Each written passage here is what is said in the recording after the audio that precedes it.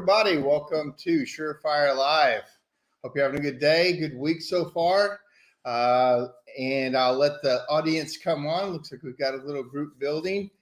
I'm going to talk about, I think I'm just going to do book reports for a little while. I like reading a lot. A lot of times I'm listening now too with audios. And, you just learn so much. I hope, if you guys are into watching these podcasts and watching these Facebook Lives, you're also into reading and, learning. There's so much. Everything is out there. Everything you need to know is out there. Somebody's written a book on it probably. And I love when I find a new book that just, jumps out at you and it says something to you. I probably have read and listened to over 800 books at this point. I really got into reading and at about 35, so it's a little late to the game. But I've just been an avid reader, and I can tell you, it changes you. One book doesn't change you. Two books might not change you, but once you've gotten 10 and 20 and 30 and 100 books, 200, 300, you're a different person. And that's kind of what we're going to talk about tonight is habits. I'm reading a book by James Clear called Atomic Habits. And I want to discuss good and bad habits. I'd like to know your habits. Tell me your good ones. And if you're honest, tell me your bad ones that you'd like to change. Again, it's a two-way conversation. Please comment if you can, if you'd like to, and we'll get started. I'm gonna share this other screen, add to the stream. Yeah, you can see it. So this is the book I want to talk about tonight, Atomic Habits by James Clear. And on this book, but what he means by atomic habits are broken down into the smallest molecule of what you do. And basically, oh yeah, I don't have comments going here. Chad Murray's present. Hello, Diane. Nice to see you. So what you do is kind of made up of all these little bitty things, or who you are is made up of all these little bitty things you do every day. And most of your habits are hopefully good habits, but they're mostly unconscious, how you do stuff, how you get out of bed, what time you go to bed, the food you eat, the things you do. And but at the end, you're made up of all these habits, right? I made a note that one of the things it says is time magnifies the margin between success and failure. So I like that because they talk about in this book where let's just say you want to change something, and a lot of people first a year say they're going to go to the gym and start eating right. So the problem with it is nothing happens when you do a good habit, and also conversely, nothing happens when you do a bad habit once or for a week or maybe even for a month. But so when do it just adds up on you, right? Over time, if you get 1% better, that's what this part's about, getting 1% better versus 1% worse, what happens? So excuse me. Good evening, Yvette. Hold on, I got a cough and I'm going to mute myself real quick. Glad to have you join us from Canada. So I'm going to show this book. I'm just going to basically go down the summary of this book because I think it's just fascinating. Let's see, here it is right here. Okay, so this is a graph I think is really cool, and it talks about that 1% part. The surprising power of atomic habits. We convince ourselves that massive success requires massive action, and actually the inverse is true. Small improvements accumulate into remarkable results. Habits are a compound interest of self-improvement. The same way that money multiplies through compound interest, the effects of your habits multiply as you repeat them. And then if you can see this graph, it's simple. If you have a 1% improvement, what happens as it compounds? You get better and better, and then you take off. And then if you get 1% better, it declines down to zero. Another analogy they used in the book was the fact that, let's just say you're dealing with ice. Okay, you set ice on like on a table, and let's just say it's 26 degrees in that room, and you warm the room to 27 degrees. Nothing happens to the ice. It's still the same. If you warm it to 27, 28, 29, 30, 31. Nothing at all has happened. And you've worked a lot. Let's just say you're building a fire and trying to warm the room up for the fireplace. Nothing, that ice is still frozen, right? But what happens when it hits 32 degrees? Something starts to change in the ice. And sometimes that's how working out is. Nothing changes for a while. You sure are sore, but you don't see results till you've done it for like 30 days, 60 days. But I promise you, after 90 days, you have a very different look to yourself. You have a different outcome. And but it's the accumulation of all those habits. So all right, I'm going to ask my first question tonight. Give me one of your bad habits. Let's talk about bad habits. I'll tell you one of mine. One of my bad habits is sugar. I'm in the chocolate business, and I still need to break myself of. I still recovering from COVID too, so I don't have taste and smell back very well. So only things I can taste are sweet, salty, and hot. So I am gravitating toward sweets. And so one of the things it says to do in the book is to call it out loud of whatever you're getting ready to do. And it helps you not do it. So literally, let's just say you want to eat a cookie and you shouldn't. You call it out loud. Okay, I'm going to eat a cookie. Here I go. I'm going to eat a cookie, and you eat it. It feels totally different than if you don't say anything and you just eat it or whatever it is. So that's one of my bad habits. I've got a few bad habits. Chad Murray says he eats before bed. So Diane said I was going to say the same thing, sugar. So we were so wired for instant gratification. We just our brains. I mean, it talks about it in this book how it saves energy, right? It saves your body energy to just go for the easy thing. But we all know that when you're made up of, if you take the easy route, you don't have the good life at the end. You take the hard route as far as exercising, working out, and all that, you have a different result. So let me see if anybody else. So sugar so far is our number one winner of the bad habits. So so I'm going to bring this book back up. And I've got to go to the screen and look at it. All right, so 1% better every day. The effects of small habits compound over time.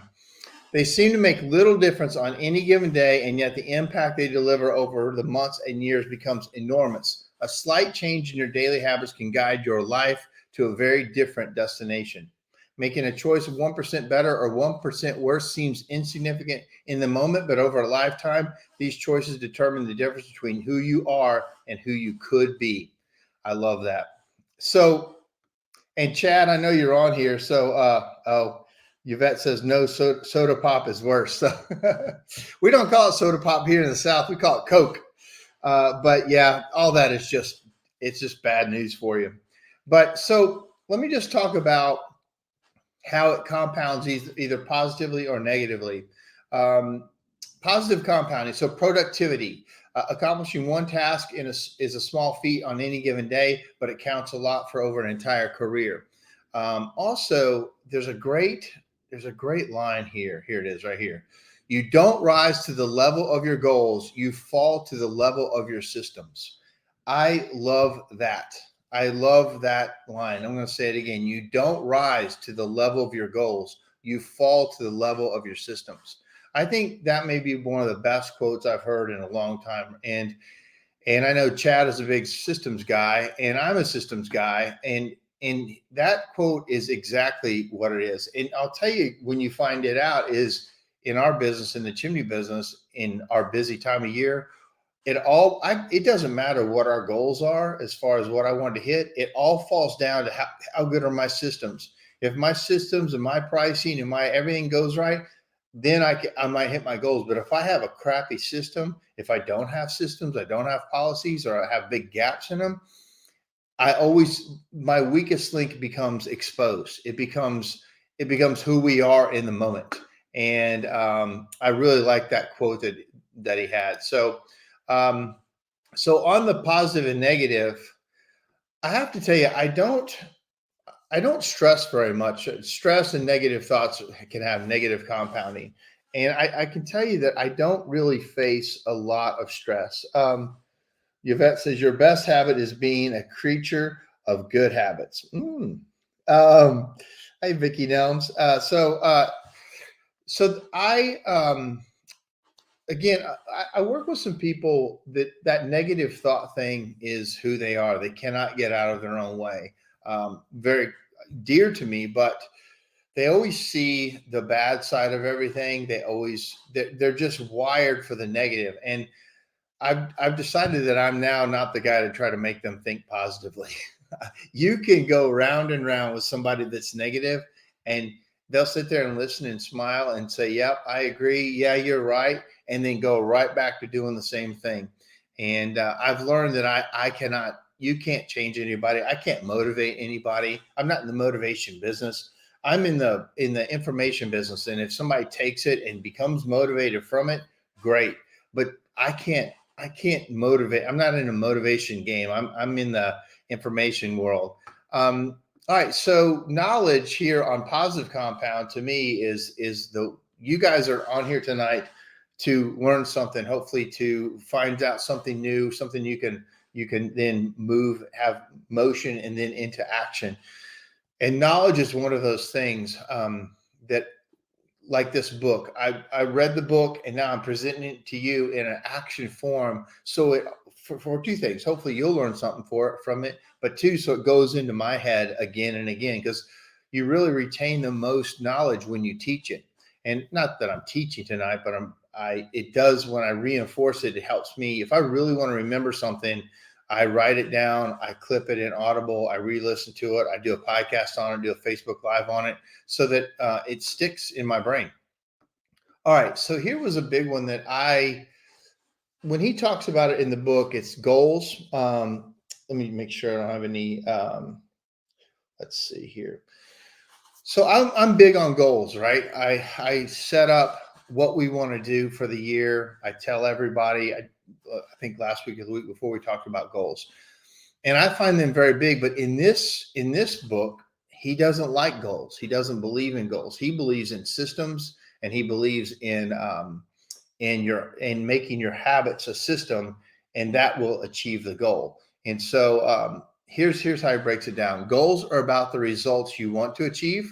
Systems are about the processes that lead to those results. Goals are good for setting a direction, but systems are best for making progress. The purpose of setting goals is to win the game. The purpose of building systems is to continue playing the game. I love that. A system of atomic habits. If you're having trouble changing your habits, the problem isn't you. The problem is your system. You don't rise to the level of your goals, you fall to the level of your systems. Chad says, sounds like me with systems, not goals. Yep. Yeah, Chad's always been a big systems guy. In fact, the first time I met him and the first time he was on SureFire Live, we just talked about his systems and how good they were and how he implements those to be successful. And also how you have to change your systems over time. And that's another important thing that systems build for you, because I've had some systems in place for a long time and it's got us here. It's got my business to the level it is now.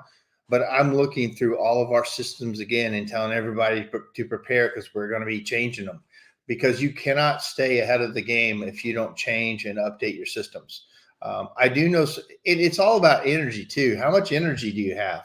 Like, I think as you get older, you have less energy. I can tell you at 54, I have less energy. I have more wisdom, but I have less energy than I used to have. And so you need to build the systems young and early if you can. Yvette says systems are only as good as your ability to change them to suit and improve over time. Exactly. All right. So how to build better habits in 4 simple steps. Let me make sure I don't have any messages here. I don't. Okay. The ultimate purpose of habits is to solve the problems of life with as little energy and effort as possible. A habit is simply a behavior repeated through enough times to become automatic. A habit formation is incredibly useful because the conscious mind is the bottleneck of the brain.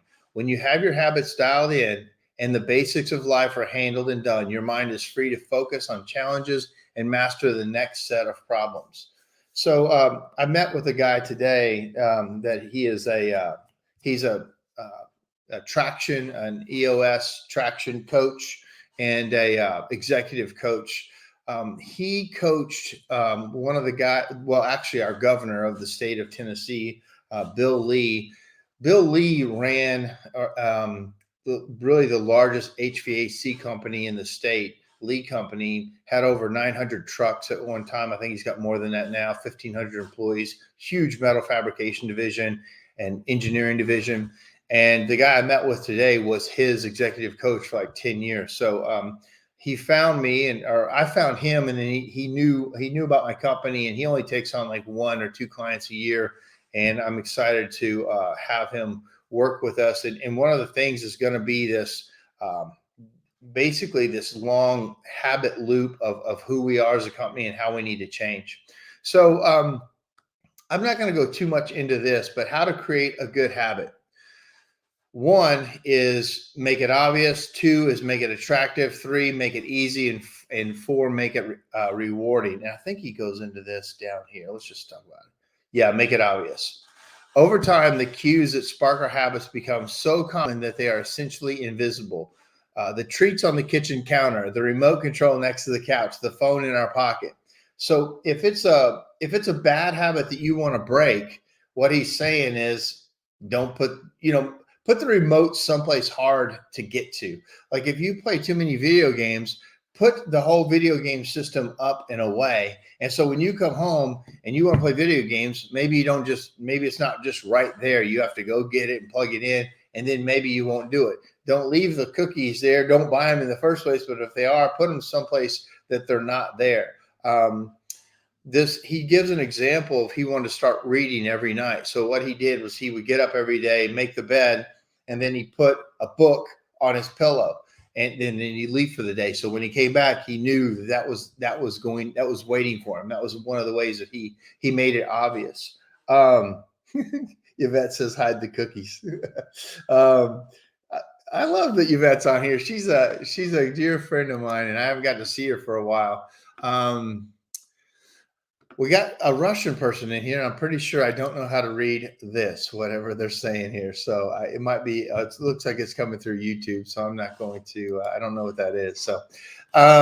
So then let's move on to the next one. Making it obvious. And then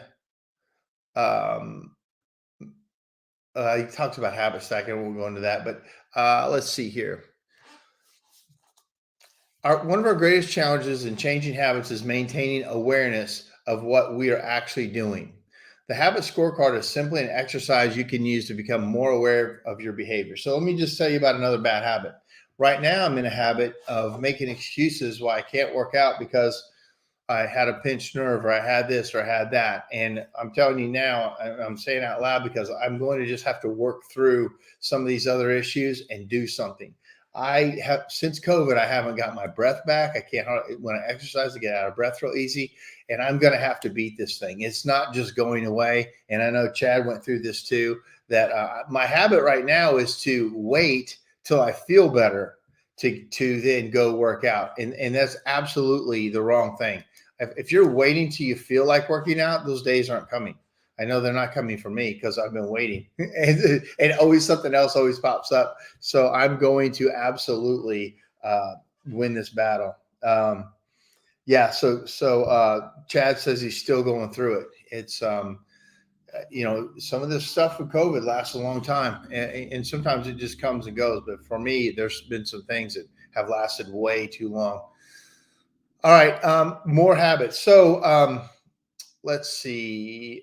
So I love this one. Motivation is overrated, and the environment often matters more.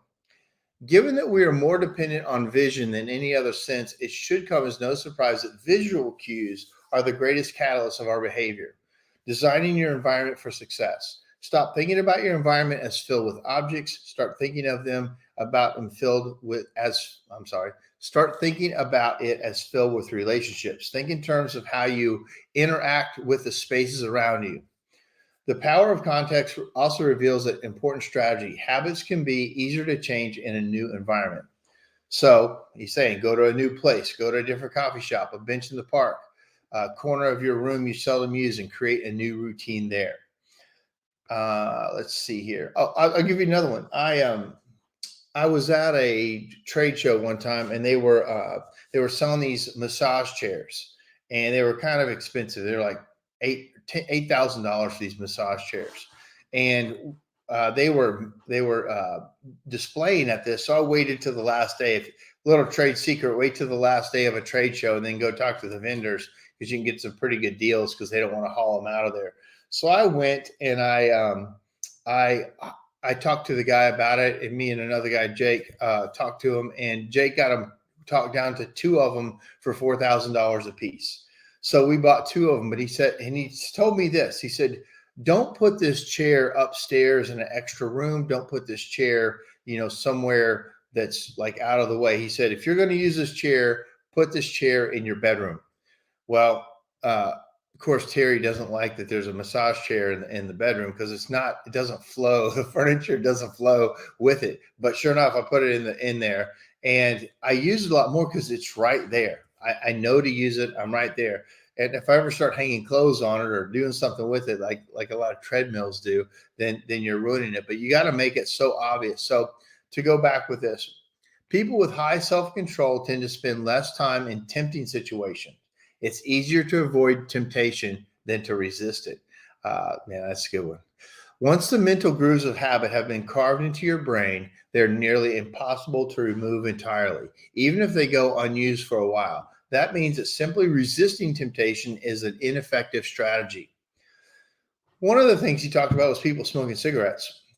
He said there's two ways to think about somebody smoking cigarettes, and the way you think of yourself in this situation is most important. So he says like this: somebody that's trying to quit smoking or quit cigarettes, and then somebody offers them a cigarette, and the person goes, "No, man, no thanks, I'm trying to quit."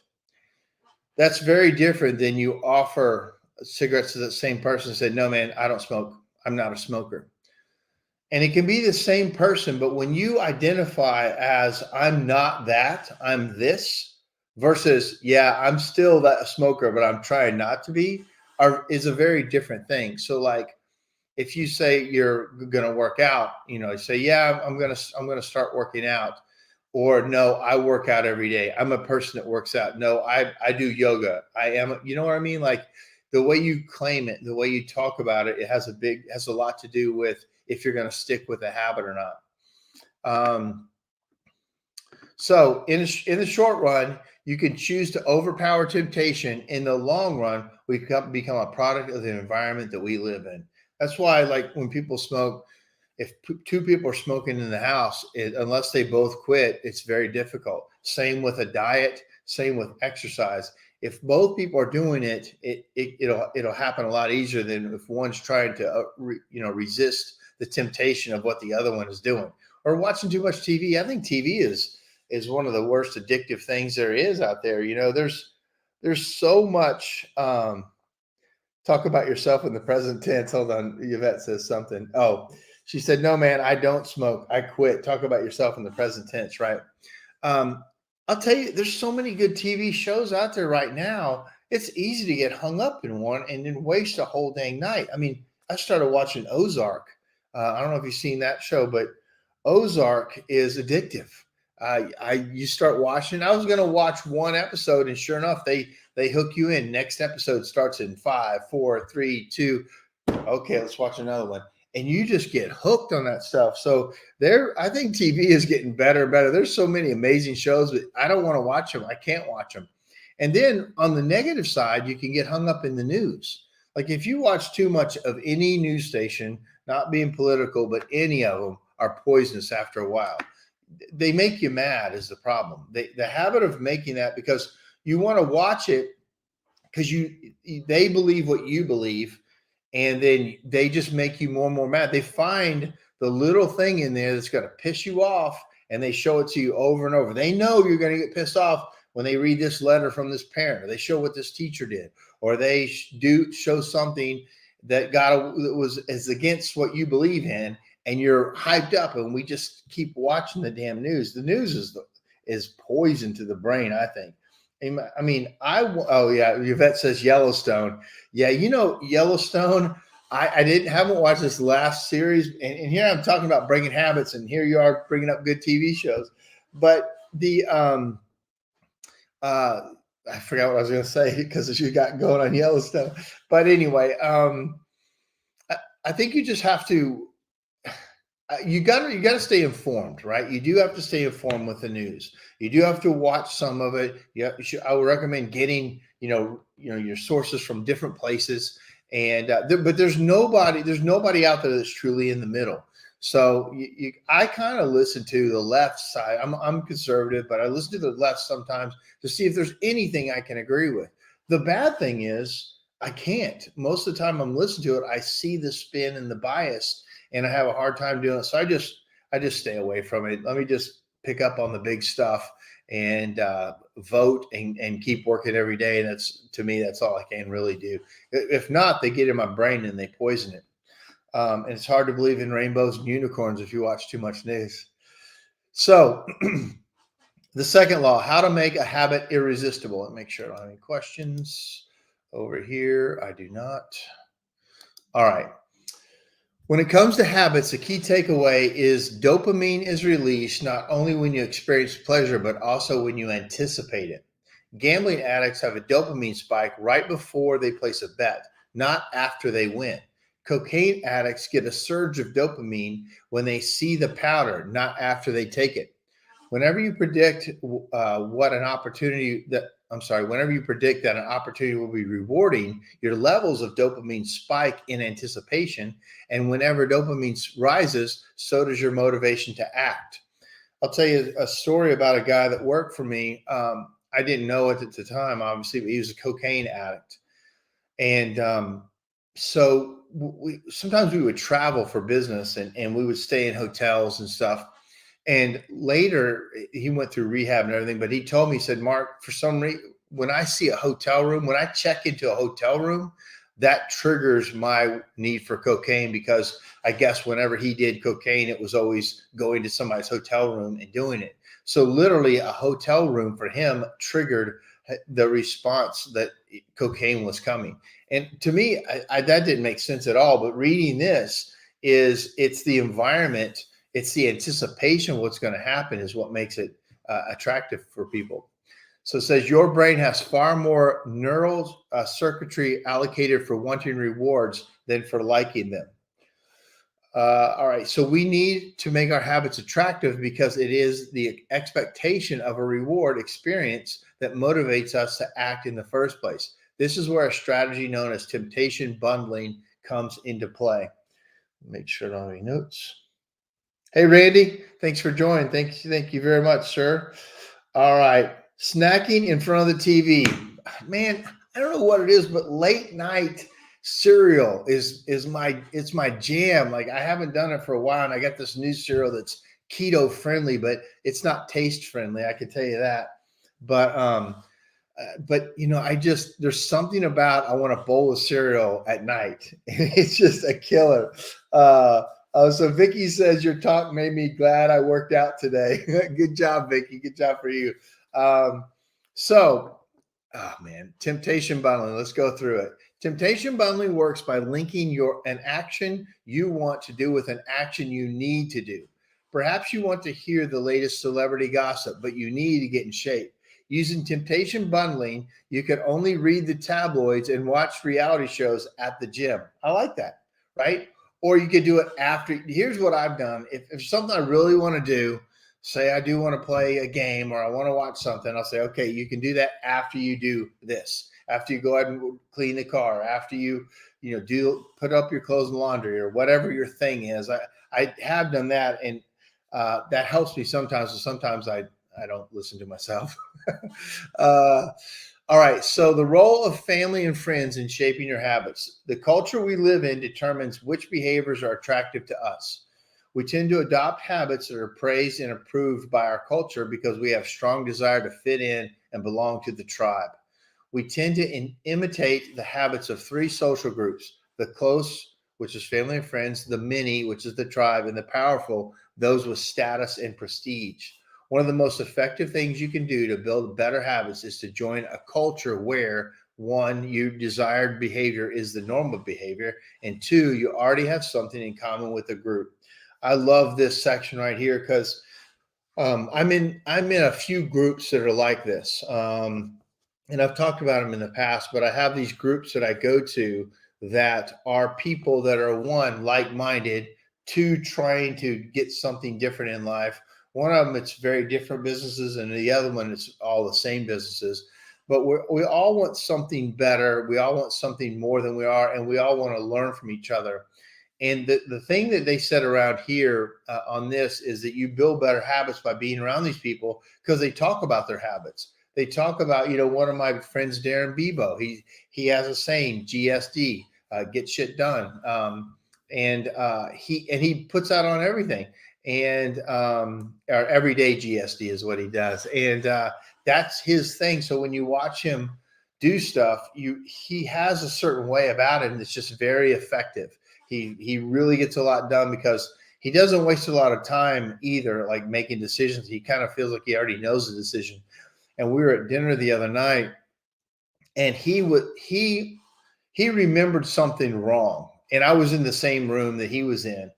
And it's so funny. He and I remember, if it's wrong, he and I are both wrong. We both remembered something differently. And when it's right, we're both thought the same thing. So we're very much attuned to each other, how we think. But he's a very high performing individual. And when you get around those people and see how they work, you learn a lot. I'm going to check on the, yeah. So Yvette says, I agree, Mark. Mixed groups rock. Right. Mixed groups are one of the things I'm in. I've had Hope Stevenson on here before talking about the power of those mastermind groups, the power of all those kind of things. And for our industry in HVAC, there's management information exchange. For entrepreneurs, there's just a group of entrepreneurs that get together, and they can say all kinds of cool stuff. And I'll show you one thing. This is off topic, but there's this app, and I won't show it here because it's going to be hard to see it, but there's an app called Thanks, basically THNKS, Thanks. And what it is it's a gift giving app that when you meet somebody, you see something that you mess up something, you can go on this app and you can give them anything from wine to bourbon to gourmet food to trips to all. I mean, it's an amazing gift giving app where you could, and it goes, if you let it have access to your contacts and all your stuff, it automatically finds all the stuff and you can send people gifts. And then it also hooks up to your calendar. So like today I had an event where I had a meeting with a person, and it popped up and said, would you like to give a gift to that person that I was meeting with? Because it doesn't do it all the time because I have stuff on my calendar all the time. But at certain times when I put somebody's name in there, it pops up and asks if I want to send them a gift or even a card. It's pretty cool thing. So if you're into that kind of stuff, if you're into saying I'm sorry or I hope you get better, there's a whole thing for people who are sick. I mean, it's just take a look at it if you like to give things. But to me, that's becoming a habit for me, is to make sure I say thanks a lot to people. All right. So if a behavior can get us approval, respect, and praise, we find it attractive. So that brings up a book called Whale Done. And I've talked about this before too, but it's called Whale, like a whale in the ocean, done. Oh, I got to say this. We went scuba diving and snorkeling in Cabo this last week. And the scuba diving was really good and cold, but we went snorkeling in this area to see whale sharks. And we got to dive with whale sharks. And I thought at the beginning that no way are they going to find whale sharks. No way that we're going to go right to them on this boat. Sure enough, they went right to them, and there was probably 10 of them.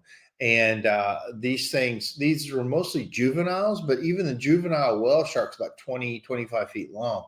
And it was incredible. And so that's the story of last week. But Whale Done talks about how they train killer whales, they used to do all these tricks. And what they do is when they wanted to learn a new trick, two divers will have a stick between them, like a long, 10-foot stick, go under the water and try to signal the animal to go over the stick, but it's under the water. When it does, they give it fish and everything. Well, then they raise the stick up and they raise it, say, to the level of the water, and the whale has to breach over. And when they do, they praise it and give it fish. But if it goes under or goes around them, they don't punish it. They just whistle it up again to go over the stick. And pretty soon it always goes over the stick because it wants the reward. It wants the praise. It finds it attractive. Then they keep raising the stick up higher and higher out of the water. So the next thing you know, it easily jumps 20, 30 feet out of the air or out of the water. And then it gets rewarded. And it's learned that. And your team, this is exactly how we try to do it at Ashbusters. I try to reward the good behavior and I try to minimize the bad behavior. And if there's bad behavior, I get right on it. I say something about it. I pull them to the side.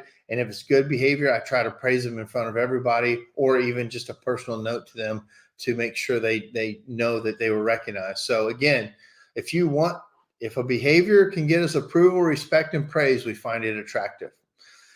Let me check the messages real quick. Pavlov's dog, right?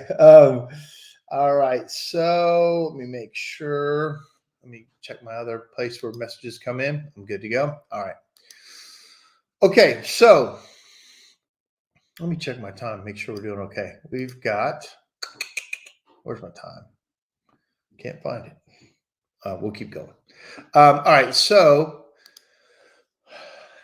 here's the rough one. Exercise. Okay. How to find and fix the causes of your bad habits. Habits are attractive because we associate them with positive feelings, and we can use this insight to our advantage rather than to our detriment. Reframing your habits to highlight their benefits rather than the drawbacks is a fast and lightweight way to reprogram your mind and make a habit seem more attractive. So exercise. Instead of telling yourself, I need to go run in the morning, you say, it's time to build endurance and get fast. Finance. Saving money is often associated with sacrifice. However, you can associate it with freedom rather than limitation if you realize one simple truth. Living below your current means increases your future means. The money you save this month increases your purchasing power next month. It's a good one. Meditation. You can transform frustration into delight when you realize each interruption gives you a chance to practice returning to your breath. Distraction is a good thing because you need distractions to practice meditation. I don't know about that one, but and then the key to finding and fixing the causes of your bad habits is to reframe associations you have about them. Right. I mean, one of the best things for me on working out is if I can get into a contest. If there's a contest from the gym or some kind of contest I have with people, like I'm going to lose X amount of weight, or I'm going to be able to do this or that, or go to the gym so many days, I tend to do better if I enter into a contest. And I know some friends of mine that would enter into like marathon races, and they never rode one, and it was motivation to run that marathon, and they did it. Several years ago, my wife Terry entered a bike race that was around Lake Tahoe. It's called the Most Beautiful Bike Ride in America, and she hadn't ridden a bike since she was like 8 years old, and it had a bell on the steering wheel, the handlebars, but because she set this big goal for Leukemia Lymphoma Foundation to ride 100 miles around this lake, she started training every day, and they had a big goal that they were going to hit. And so she had to they had set practices that they had to go to, and they built her endurance up from 0 to be able to go past 100 miles. And sure enough, she did it. It was incredible. She rode it, and it was June 6th. It was like 2016 or 15, and it was sleeting, and she still did it, and it was amazing. So all right, so I see you later, Diane. I know you got to run, but see you later. I need to see you sometime. I need to come visit your group. Okay, so then there's the third law to make it easy, and we'll wrap it up. We're so focused on figuring out the best approach that we never get around to taking action. The best is the enemy of the good, Voltaire. I always heard that said, the great is the enemy of the good. But really, basically what he's saying is, if you're good right now, you don't go for great. If you're okay, a lot of times you don't ever reach further. And comfort basically is our problem. When you've got it okay, you don't really go for being great. Sometimes comfort is the killer for most of us. So I love this next analogy: motion versus action. This is the difference between being in motion and taking action. The two ideas sound similar, but they are not the same. When you're in motion, You're planning and strategizing and learning. Those are all good things, but they don't produce a result. Action, on the other hand, is the type of behavior that will deliver an outcome. If motion doesn't lead to results, why do we do it? More often than not, we do it because motion allows us to feel like we're making progress without running the risk of failure. Man, that's awesome. That is it right there. I have friends that are in motion all the time, yet do not get anywhere. They believe that the motion is, oh man, I'm covered up. I'm so busy. And they even have lists of stuff they got to get done. And when I would read them, I'm like, nothing here gets anything done. I got, and so don't confuse those two, motion versus action. A lot of people will read a lot of books and not do anything with them. A lot of people will listen to podcasts and not change anything, or they'll go to conventions. In a couple months, the National Convention for the Chimney industry is coming up. And I've seen some of those guys for 15, 20 years, and literally nothing has changed. They don't ever take any of these ideas back and do anything with them. They just like the social aspect of being around people and acting and feeling like they're doing something, yet nothing ever changes on the backside. Yvette says, lists do nothing if you don't admire to greatness. I think there's something missing in there. Maybe aspire to greatness. There it was. Yeah, it was aspire. Okay, so the next step. Oh, Chad said discipline over motivation. Yeah. Okay, so this is also really good. Most of us are experts at avoiding criticism. It doesn't feel good to fail or to be judged publicly. So we tend to avoid situations that might happen. That might happen. And that's the biggest reason why you slip into motion rather than taking action. You want to delay failure. I can tell you Facebook is one of those things. I mean, if you put out your work and then people just slam it. I mean, I'm on some of these forums for like really expensive cars like Ferraris and Lamborghinis. And you wouldn't believe how much people, even on that level, they just drag each other through the mud. If somebody's got too many miles on a car, they used it for Uber. If it doesn't have hardly any miles in it, it's called a garage queen. If it had any kind of Carfax on it, they just drag. I mean, these beautiful hundreds of thousands of dollar cars. If somebody, God forbid, puts a Corvette on there, they just run it into the ground because it's a Corvette. And it's just funny how no matter what group you're in, there's a lot of criticism out there. And so really for me, I've quit caring. I quit caring what people think or say. I'm just going to do what I do. And if you're with me, you're with me. If you're against me, you're against me, but I don't care. Jeffrey says, I need a garage queen with two legs. Hey man, thanks for joining us tonight. Okay, we'll see if we can get you one of those, JJ. All right, so let's see. Repetition versus perfection. This is a good one too. If you want to master a habit, the key is to start with repetition, not perfection. You don't need to map out every feature of a new habit. You just need to practice it. This is the first takeaway of the third law. You just need to get your reps in.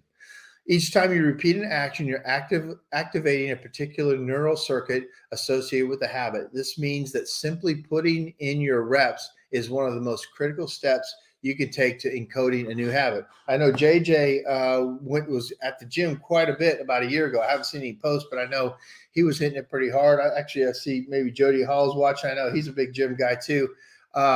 You're right about putting in the reps and getting that done. You feel so much better when you've done it. But it all sucks. I mean, nobody loves it. Maybe sometimes you love it, but it's you've got to do the hard thing to get the good thing. The law of least effort. The less friction you face, the easier it is for your stronger self to emerge. The idea is to make it easy as possible in the moment to do things that pay off in the long run. So for instance, how often have you ever jumped on a treadmill and you start going and it's super painful at first and then it gets easier and And sometimes you can get faster and faster and feel better and better the longer you run. So in this case, just get the momentum going. I say this a lot about business. The most important thing in business is momentum. Because if you don't ever get momentum, you can't go anywhere. And I'll give you an example. Our chocolate business was really hard to get momentum going at first because there's chocolate everywhere. Why does somebody want to buy our chocolate? Why does somebody want to find us? We're in a weird place in Nashville, kind of this industrial area. And I was scared about momentum because I didn't know exactly how people were going to find us. You hope they find us through Facebook, but I'll tell you what they did. They found us through Instagram. My daughter just started doing Instagram posts over and over and over. All of a sudden, these magazines that were reading it, and we posted with some pretty big country music stars. And all of a sudden, we had momentum because other people said, try this chocolate. And then like this last week, we were interviewed for a magazine called Star Chefs, which is a pretty big industry magazine. I can tell you this, I'm not a star chef, but I'm interviewed in it. And I showed them it was probably good for people who are starting, but how you could become an expert at something by just getting going. I'm on another forum with 30,000 chocolatiers, 30,000 people in chocolate. And the majority of the people just will never get out of the kitchen. They love it. They talk about it. They ask all the questions, and then they just never get out of the kitchen. And you've got to get that momentum, and that's where the good stuff is. How to achieve more with less effort. Trying to pump up your motivation to stick with a hard habit is like trying to force water through a bent hose. You can't do it. It requires a lot of effort and increases the tension in your life. Making your habits simple and easy is like removing the bend in the hose. Rather than trying to overcome the friction in your life, you reduce it. All right, so here's how to stop procrastinating using the 2-minute rule. Does anybody procrastinate that's listening? No, nobody procrastinates. I think everybody procrastinates some, but here it is. Yes, a habit can be completed in just a few seconds, but it can also shape the actions that you take for minutes or hours forward afterward. Many habits occur at decisive moments. Choices are like a fork in the road. They either send you in the direction of a productive day or an unproductive day. The 2-minute rule states when you start a new habit, it should take less than 2 minutes to do. Start by mastering the first 2 minutes of the smallest version of the behavior, then advance to an intermediate step. Repeat the process, focusing on just the first 2 minutes and mastering that stage before moving to the next level. Eventually, you end up with a habit that you had originally hoped to build, while still keeping focus where it should be on the first 2 minutes of behavior. So they're going to show you becoming vegan, but I can tell you this, reading is one of those things. Reading is a habit that I know when I get in the car, I can't wait to hit play on whatever I'm listening to, whatever book or what. And I use my car. My car is my habit of learning. Now, a lot of people use the car to make phone calls, and that's where they make all their phone calls in the car. But for me, I don't really like to take calls in the car. I do sometimes, but to me, my habit is getting in the car, and that's my university. I'm going to get in there and I'm going to learn. And then also at the gym, I had accountability people that were counting on you to be at the gym. That's why working out with a partner is good, especially if they hold you accountable, because they're there waiting on you. If somebody is waiting on you to do something, you're more likely going to do it than if nobody's waiting for you. So this was funny about becoming vegan, which I never thought of it like this. I'm going to read it, but I'm not going to become a vegan. Phase 1, start eating vegetables with each meal. Phase 2, stop eating animals with 4 legs, cow, pig, lamb, etc. Phase 3, stop eating animals with 2 legs, chicken, turkey, etc. Phase 4, stop eating animals with no legs, fish, clams, scallops, etc. Phase 5, stop eating all animal products. So I don't endorse this, but the point of it is to take it in small steps and then try to make sure it's part of who you are. All right, so we're going to wrap it up with make it satisfying. The cardinal rule of behavior change. What is rewarded is repeated. What is punished is avoided. We are more likely to repeat behavior when the experience is satisfying. The human brain evolved to prioritize immediate rewards over delayed rewards. Man, that is us in America. We are so we're so driven for immediate rewards. We want the pill to take to get whatever, body we want. We want the surgery or the thing or finance whatever we want. We do all the things to be fast and instead of delayed gratification. We do not like those two words in America, delayed gratification, but that's really how the most successful people are. When you look at the story of Jeff Bezos and Amazon, you talk about delayed gratification. That guy was amazing. I mean, he worked on a desk that was made out of a door and two filing cabinets and had a hand painted sign of Amazon behind him. Look it up on the internet. You can see it where he started at zero. All of his offices, even when they were a $1 billion company, were basically card tables. And he did not spend any money on the things that weren't going to move the business forward. So to get a habit to stick, you feel to get a habit to stick, you need to feel immediately successful, even if it's in a small way. The first 3 laws of behavior change: make it obvious, make it attractive, and make it easy. Increase the odds that the behavior will be performed this time. I don't know if you've ever watched or read the book Tipping Point or Outliers by what's his name?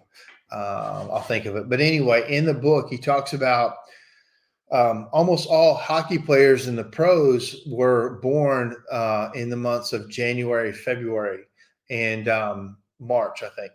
And they could not figure out why like 85% of the pro hockey players were born in these 3 months of the year. And then until they looked a little deeper in that, and it goes all the way back to childhood. It's not like the best athletes are born that month, but what it is when you're young, you're a little bit older than the kid who was born in July or August, right? And when you're small, when you're a kid, that those 6 months difference or 9 months difference in age is a big difference in how big you are and how developed you are. So what happens is those kids that were born early in the year are a little bit bigger, a little bit stronger, a little more coordinated. So they make the all-star team. And they seem to be better. They get the rewards earlier. They get, they win best player. And then they make the travel team and they get with better coaches. Then they make it to the all-star team of that. And it's the same thing with hockey. They just made it, they got more, the kids were born in July and August were more likely to drop out because they weren't as big. They couldn't compete. It wasn't immediately satisfying to them. So they got rid of it. And so all those kids that were bigger and stronger were just barely a little bit bigger and stronger, but it was enough to get them on the all-star team, enough to make them get the award, and enough to make it satisfying for them. So they stayed doing it. Therefore, 85% of hockey players were born early in the year. Okay, so how to stick with good habits every day. Let's see. Okay. If I miss one day, I try to get back into it as quickly as possible. The first rule of compounding: never interrupt it unnecessarily.